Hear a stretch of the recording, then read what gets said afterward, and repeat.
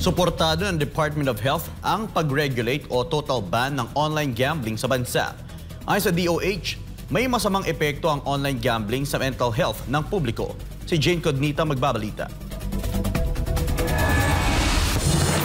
Iginiit ni Department of Health Secretary Teodoro Herbosa na isang isyu sa kalusugan ng online gambling, kaya't pabor siya sa regulasyon o tuluyang pagbabawal nito sa bansa. Sa kanyang panayam sa Philippine Multi-Sectoral Nutrition Project National Mayor's Forum 2025 na ginanap sa SMX Aura nitong Miyerkules, binigyang diin ni Herbosa ang masamang epekto ng online gambling sa mental health ng publiko. Ayon sa kalihim, bukod sa epekto nito sa kaisipan, mari rin itong makaapekto sa trabaho at kaligtasan ng mga tao. Ibinahagi pa niya ang karanasan sa road safety kung saan may mga insidente ng aksidente sa bus na sanhi umano ng pagpupuyat ng mga driver sa pagsusugal online. Nauna nang iginiit ng ilang mambabatas ang pangangailangan ng agarang pagbabawal sa online gambling dahil sa epekto nito sa lipunan. Maging ang ilang digital finance companies ay nananawagan din ng regulasyon o total ban para mas maprotektahan ang mga consumer at mapababa ang mga panganib na kaakibat ng e-gambling. Pinag-aaralan na rin ng pamahalaan ang mga panawagang ipagbawal ang online gambling at ang posibleng epekto nito sa ekonomiya at mamamayan ng bansa.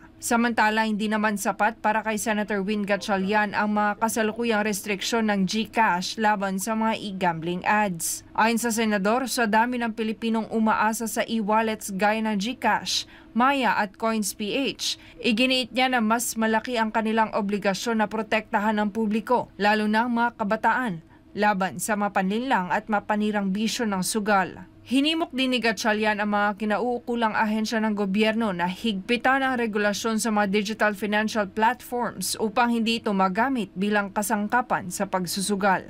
Ito si Jane Cognita, inyong citizen correspondent nagulat para sa Diyos at sa Pilipinas nating mahal.